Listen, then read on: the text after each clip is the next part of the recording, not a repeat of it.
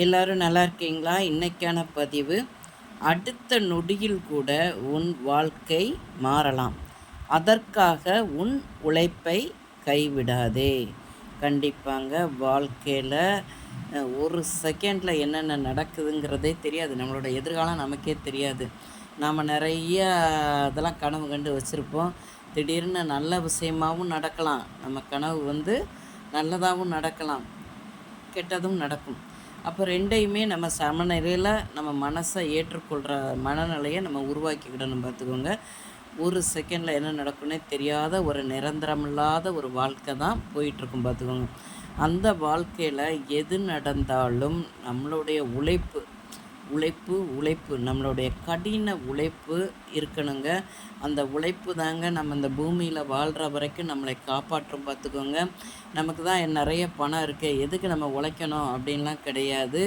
நம்ம இப்போது நடிகர் ரஜினிகாந்த் சாரே இருக்காங்க. அந்த சார் இந்த வயசுலேயும் படம் நடிக்கிறாரு. அதுவும் கதாநாயகனாக தான் நான் நடிப்பேன்னு சொல்லி நடிக்கிறார். பார்த்திங்களா, அவருடைய உழைப்பு ஏன் அவருக்கு இருக்குது? எத்தனையோ கோடி சொத்துக்கள் இருக்குது, ஏன் அவர் நடிக்கணும்?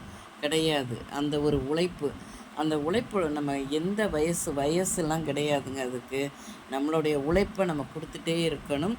அது என்றைக்குமே நம்மளை கைவிடாது. பார்த்துக்கோங்க, நம்ம உழைக்க தாங்க நம்ம மனசும் சந்தோஷமாக இருக்கும், நம்ம உடலும் ஆரோக்கியமாக இருக்கும். பார்த்துக்கோங்க, சும்மா உட்காந்துக்கிட்டு யோசிச்சுக்கிட்டு, அது இப்போல்லாம் ஃபோன் வந்ததுலேருந்து எல்லோரும் ஃபோன்லேயே முடங்கி போயிடுறோம். ஃபோனை நோண்டிக்கிட்டே உட்காந்து பார்த்தா சுகரு, ப்ரெஷரு, என்னென்னமோ நோய்கள் நம்மளை தொற்றிக்கொள்ளுது. பார்த்திங்களா, அதுக்கு என்றைக்கும் இடம் கொடுக்காமல் நம்மளுடைய உழைப்பை கொடுங்க. ஒன்றுமே இல்லைங்க, வீட்டில் உள்ள வேலையை நம்மளே பண்ணலாங்க. நம்மளே சமைக்கலாம், செய்யலாம். அதுக்கு ஒரு சமையலுக்கு ஆளை வச்சுக்கிட்டு அதுக்கு ஒரு வேலை செய்யாமல் அப்படிலாம் இருக்கவே கூடாதுங்க.